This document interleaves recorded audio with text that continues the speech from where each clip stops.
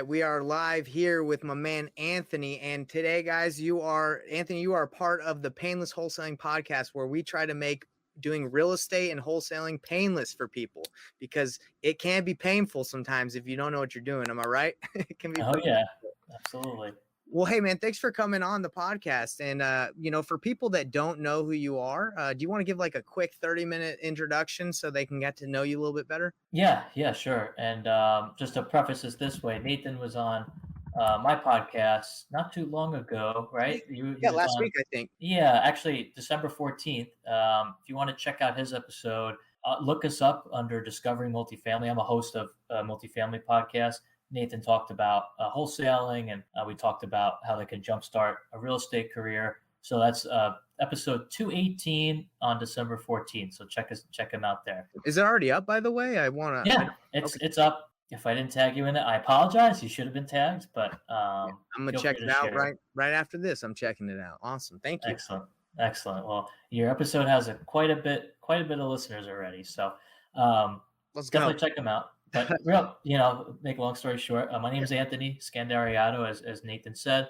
I'm the co-founder of Red Knight Properties, and we're a privately held boutique multifamily and mixed-use real estate investment and property management company. And we have about, as Nathan said, about 1,000 units, give or take. We sold some, so actually it would have been more. Yeah. So it's we keep hovering around the 1,000 unit mark when we sell, and then we buy again. A multifamily, so garden style, typically apartment buildings. I would say, 1 to 2 story walk up apartment buildings. I would say, in terms of class C, class B. Mm-hmm. We like to call them workforce housing, which, typically we're an hour or so, maybe an hour to 2 hours within a major metropolitan area. So we like to invest in secondary/tertiary markets that are more suburban, maybe a little bit of infill urban.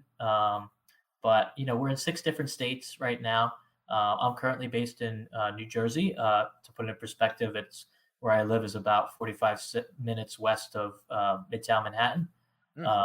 So, yeah, East Coast sponsor. But, I started out acquiring 2 family properties, which are more buy and hold situations. I actually still own a couple of them to this day. And wanted to scale up from that. I used to work for another real estate operator buying doing similar deals to what we're doing now. We're usually going into properties that have been mismanaged or have just been owned by a long-term owner, hasn't kept up with the market, hasn't really kept up with the improvements. We go in there, clean it up, get better tenants in, improve the property, whether that's through interior or exterior renovations. We're talking kitchens, bathrooms, floors, monument signage, landscaping, etc. And, get the rents up, and then depends upon, the business plan and the vintage of the asset. But sometimes we'll do a cash out refinance, or we'll just hold it, or we'll sell. So, there's many different scenarios, and each deal is different. Yeah. So that's kind of how I started. So I started with the 2s, buy and holds. I did a couple of 2 family flips, which went well with partners. So kind of took that experience and then bought, a 10 unit with my business partner. He's my business partner now. And then together we bought about 70 units together. Wow. And then we did a couple of cash out refis and a couple sales. So we were able to use that experience, and we brought on additional partners/investors into, 50 plus unit, 50 to 200 units, $5 million to $20 million apartment complexes. And it's via syndication model. I'm sure you heard that term. Of course, yeah. Which basically means, putting together resources to do bigger deals. And obviously you have a lead sponsor, and that's what we are. So it's been a great ride. We've gone full cycle, like I was mentioning, from acquiring to, rehabbing to refinancing and then selling on probably a dozen deals. I've been doing this for almost 10 years now. Part-time, I've been doing it 4 years, and then really the full-time has been, the past few years. So, it's been a wild ride. What did you do before you were, you said you worked for an investor. Was that what you were doing? And then you went full-time into doing your own thing? Correct. So I worked for another real estate operator and sponsor, but they were buying office buildings. So I helped grow their company. And then on the side, I bought the 2 families, and I bought, the 10 units. I bought the 70 units with my partner. So that was all kind of leading up to doing the syndications, doing the bigger deals.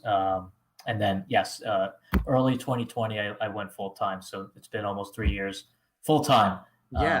So Wow. Sounds like you're crushing it, man. I mean, that's a lot of units. So you went from when did you get your first 71? When was that? that was between 2018. It was basically 2018. So it's taken you a couple of years to get all to 1,000, but that's pretty impressive. That's amazing, actually. I believe. Like, I mean, I'm assuming. I think that's fast, right? Yeah, I mean, I worked for the real estate company for about, I think it was 3 years before I bought the two family, my first property on my own. So I didn't buy that until 2016. So basically from 2016 to 2020 was all this part-time, smaller deals, right? Did you have experience in real estate before working for that company for the 3 years? No, I had other business experience. I was in a different industry altogether. What was that? Just curious. It was consumer products and retail. We were selling sunglasses and sweaters. Oh, So cool. it's very entrepreneurial, but it was totally different. You feel like that helped you with where you're at right now? Absolutely.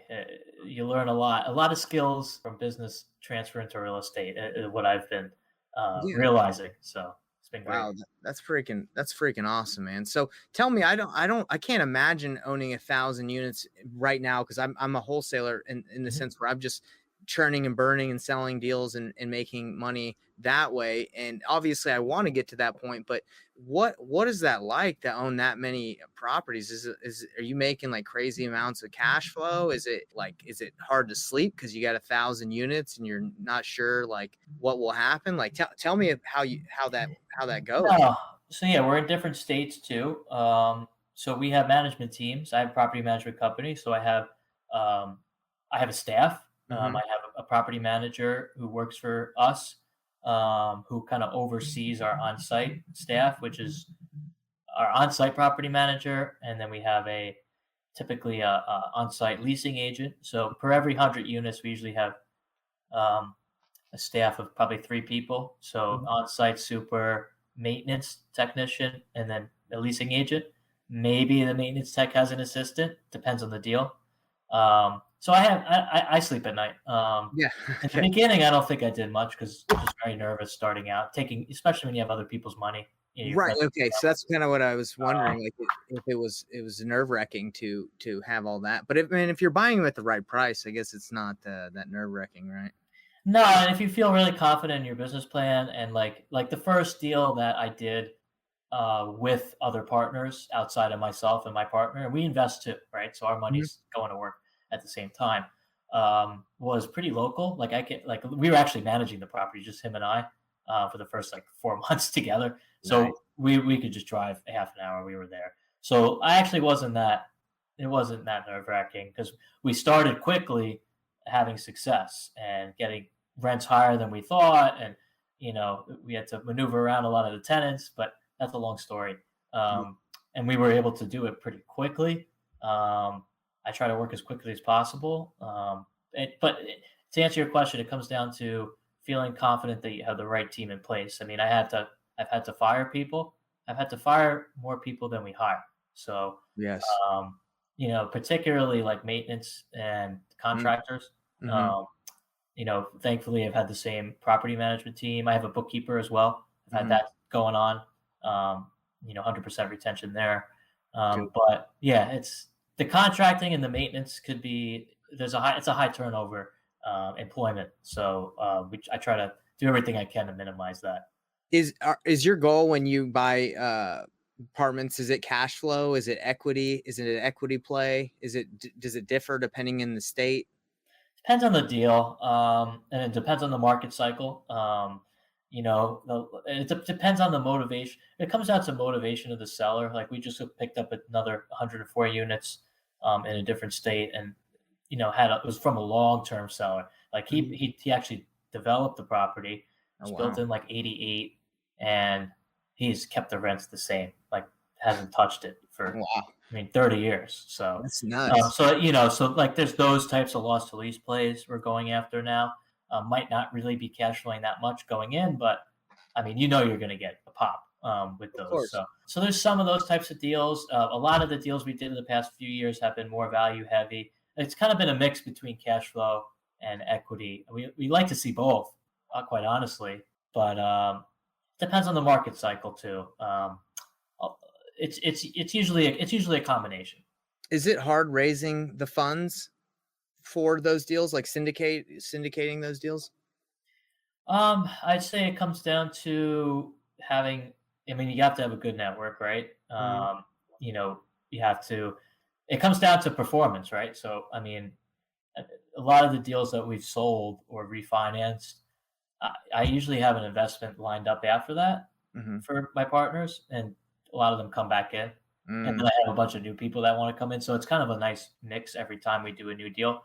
got it. Um, so as long as you're performing and you're doing what you said you're going to do, it's it gets easier. It's not. Mhm. I wouldn't say it's easy, but it does get a little bit easier. So right now, I have more equity than deals. Okay. That's just the Wow. reality. Yeah, yeah, for sure. Well, how did you find that 104 unit? That sounds like a great deal. How did you find that? We sold 4 properties in New Jersey and Pennsylvania at the end of early Q4 of 2022, and we kind of had we were under contract like early Q3. Mhm. So we knew that these were going to be selling, and we knew this is the type of equity we're going to have to play with. So I kind of just networked my ass off with different brokerage communities Mhm. in different states, and came across this opportunity.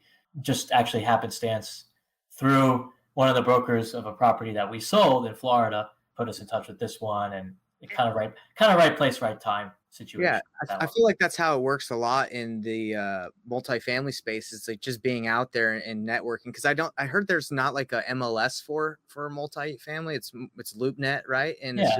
it's just like a lot of working with brokers. Is that how it works? Yeah, LoopNet, a lot of it's garbage, so it's you're not going to see the off-market deals on there. It comes down to relationships, just like real estate is a relationship business. I'd say every single deal we bought, I don't think has been on LoopNet. I don't think any of them have. Actually, one that me and my partner just bought together. But that, to answer your question before, that one was more for cash flow. So, but yeah, it comes down to relationships. Have any deals gone sideways, like where it's like you've gotten completely destroyed, you did your numbers wrong, or yeah, anything like that? No, thank God. Yeah. I think things like this one deal we bought in September in Ohio. Um, and to put in perspective, we're in New Jersey, Pennsylvania, Ohio. Now we're in Alabama, Florida. Um, we were in New York State. We got out of there, did well there. Yeah. Like the one in Ohio we just bought. Actually, we were getting higher rents than we thought, but Mhm. like it's taking longer to lease them up. Now, I don't Mhm. know if it's seasonality Mhm. or what, but we're still getting them. It's just taking longer. So I think that's bothering me right now, but I think we're going to get through it. It's probably just seasonality thing. Yeah. So yeah, no, nothing has gone bad. Knock on wood. Yeah. It comes down to um, debt structure too. Like if you put on short-term debt, and I'm talking like, oh, I see a lot of these guys put 12 to 24-month debt on the property that's floating rate, and obviously, as you're aware of, you and your audience, we're in a rising rate environment. Um, and if you don't hit your business plan, and it comes time to pay the note back, you're going to be in trouble. Right. I'm Yeah. seeing a lot of potential opportunities with that specific situation. Is Hopefully, come up. Are Yeah. those I'm not very familiar with the space, but are those bridge loans? Is that like those Yeah. people that were did short term and then they're refinancing into needing to refinance into potentially a higher rate? Yeah, and listen, I've taken bridge loans out Mhm. before. I have bridge loans on my books, not that much. Mhm. The stuff that we have is very low leverage, so low LTV, and the business plan is like already done. We Mhm. just now we kind of figure out, all right, are we going to sell? Are we going to refi out of this loan? I know a lot of guys who just put bridge loans on the property. They levered up 80%, Mm. and they didn't raise any rents, or if they did, only a small portion of them, and their notes coming due in the Are next they 3 months. are they going to get rocked? They're gonna get rocked, in my Oh opinion. gosh, Yeah, that's we'll so see. What opportunities do you think are going to be available for you and other investors with all these bridge loans that are out there of over leveraged people? I think there was a database called TREP that they reported 1,400 multifamily units or apartment complexes, over 100 units are at the risk of default in 2023 and Mhm. 2024. And I guess they're looking at debt service coverage ratio. Mhm. Um, but so I think there'll be some opportunities. I don't think we'll see them yet early on in the year. I think it'll be middle towards the end of 23. So I like to find some of those. I like to still find opportunities where very similar to the one we just acquired, long-term owner. I mean, I actually prefer that over a failed sponsor, to be honest Yeah, with you. right. So What do you do to incentivize the people to lend money to you? Do you give a good rate? Do you what I don't know much about raising funds, so how do you incentivize people to like, yeah. you? Well, hopefully I don't need to incentivize them. They at this point, if they want to do it, they want to come in. If not, Right. whatever. But we usually offer. It's an alternative investment, right? So it's a little bit longer. It's not as liquid as a stock market. You could buy and sell anytime. You can't do that in real estate. There are ways to finagle it, but Mhm. really you need to look at this as a longer term investment. And we target, 3 to 5 years per each deal. Usually 5. I've gotten out of deals within 18 months, but we project 5, Sure. right? So over that 5-year period, we're looking at a target return of 15%. Okay. Okay. So I don't promise that. I don't guarantee Yeah, it. you can't Um, guarantee anything, right? Because then it you know, gets you in that spot. yeah. So it's reasonable, for that time period. You said a So 15% return? Is that what you said? 15% internal rate of return. Yep. Yep. That's great. Yeah. But that takes time, and that's the time value money calculation. And when you look at alternative investments, I mean, the stock market's taken a dive in 2022. I don't know what the hell's going to happen in 23, Yeah. 24, but just when you compare historical averages, this is higher than, the stock market, Right. S&P or Dow, return for 10 years or whatever it is, a little bit higher. So a little bit more risk, but now you got there's bonds and, there's other things you can invest in, but we still think that it's a good target return. Okay. What do you take? I mean, are you able to tell me like what percentage do you take, like 30% of, the earnings? Like, I'm just curious. Because I've talked to some Yeah, people that do. every deal is different. We have the management company, so obviously we, charge management fees, but honestly, a lot of it goes towards overhead. So, Right. it is what it is. We have to pay a manager anyway. So there's that, and then really where we make our money is on a refinance or a sale. So you have to perform. So not You- really too much on the cash flow, just because you're rehabbing it, you're not making too much money because you're having to put the money into it. Well, if it's cash flowing, then yeah, you do make money right away. But typically, the way it works is, we pay out a quarterly distribution. I try to target at least an 8%. We pay an 8%. It's called a preferred return. Mhm. So I have to give you 8% basically every single year of your investment dollars at a minimum, and then your money back, return of capital. And then you mentioned the 30% number. So after you get your money back, depending upon what the profit split is, it's usually a 70% to my partner Got and it. then 30% to us. Yeah. So Got it. that's typically how it works. That's typically okay. That's what I Yeah. thought. Now, Yeah. when you're raising money, is there a certain amount where you're like, hey, I'm not interested in working with people that don't at least bring 100, 200,000 to the table? Yeah.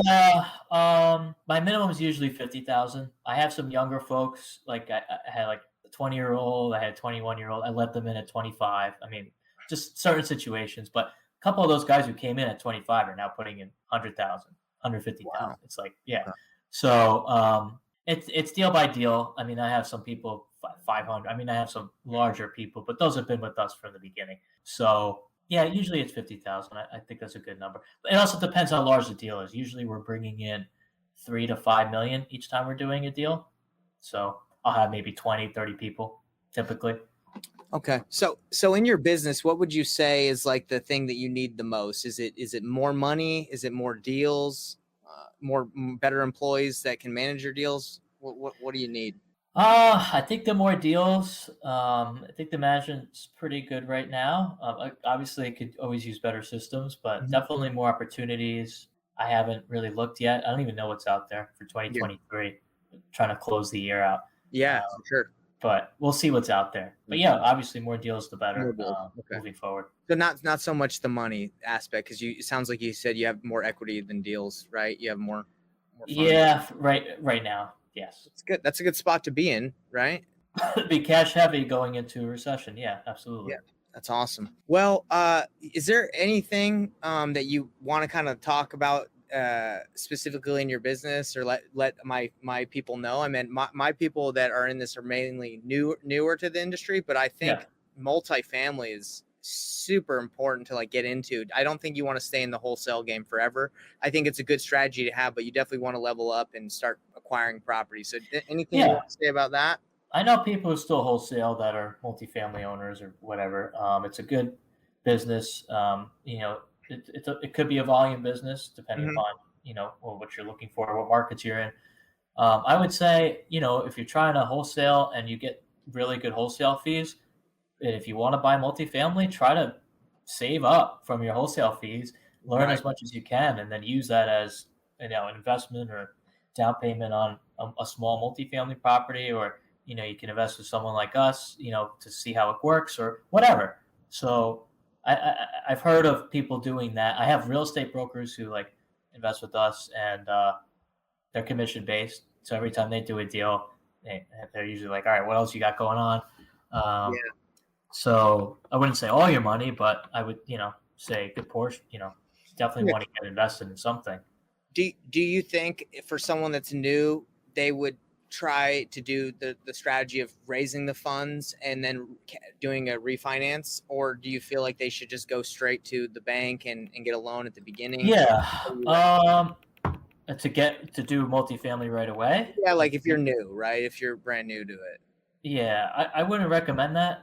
I would, like you said, get your feet wet with the wholesaling, maybe buy a couple smaller multifamilies, or invest with a sponsor, figure out how that process works. Got it. Learn from them, and then do it. You could probably do your own. I've encountered actually very recently some first-time multifamily owners, and now they have so much problems. Like they were walking me through their issues, and I was like, I don't even know how you put this together in the first place. So I wouldn't recommend it. And those people I'm referring to had no experience in multifamily. Gotcha. So you would recommend maybe if someone's to get into a multi-unit that's like 8-plex or bigger, you would say, hey, go get with a sponsor, get with a partner instead of just trying to do it yourself. Yeah, to get with the partner, like in any situation, it's only going to help you grow. That's what I did. Yeah. I mean, if you have all the money in the world, then you don't really need a partner. But true. Also, well, I mean, I still think you do, because there's going to be roles that you can't fill that someone else can fill. So I wouldn't be afraid to partner. So is there any other golden nuggets you'd like to drop, or is there any way, any golden nuggets, anything else you'd like to drop for the people, for the Payneless Wholesaling Nation? Yeah, I think, wholesaling is a great way to, like you said, get started. It's a great way to, you could really scale that business as well. I know Nathan has mentorship programs and courses that are really good. So definitely take advantage of those, and learn as much as you can. Just keep learning and learning. And you making good money wholesaling, maybe start buying some apartments on your own, see how that goes, if that's what you want to do. But don't stop the wholesaling. You could always continue that. And, so I would say, there's different revenue channels to a real estate business. And if you have multiple, in my opinion, the more successful you're going to become. I agree with you. So let me ask you this. How can people reach out to you if they want to start, or what would you like people to reach out to you for? Like, someone saw this and they're like, I like this guy. I like what he does. What would you want them to reach out to you about? Yeah. So I have a book that's called it's an ebook. It's like how to leave your 9 to 5 through financial independence. So on our website, redknightproperties.com, and that's Red Knight with a K. Go there, download that, read that. It has a lot of points I just mentioned here. Once you get that book, you'll also get my email and basically all my social media. So if you want to talk about anything in real estate, reach out to me. If you liked what you heard today or anything, feel free to reach out. And but definitely get that book, because at least, gives you more in depth of what we do and kind of my story. And then you can find me on Facebook, LinkedIn, Instagram, Twitter. Only thing I don't have is TikTok, and I have a feeling it might be banned soon. So yeah, man, that thing might be gone soon, huh? I was skeptical from the beginning. I said, "Oh, China's involved in this? I don't want." Yeah, I hear you, man. I was kind of like, I don't know where it's gonna go. I'm not very heavy in TikTok. I do have it, but we'll see. I guess we'll see, right? For sure. Well, hey, I appreciate your time. I think it's been awesome to learn from you, and I think we'll continue to like network with each other and provide value to each other's groups. I mean, I'd love to have you back and see what you're up to in the next year to see what business is looking like. But thanks for coming on, and I guess we'll catch you again next time, huh? Absolutely. Keep up the great work. I appreciate it. I'll talk to you later, brother. Take care.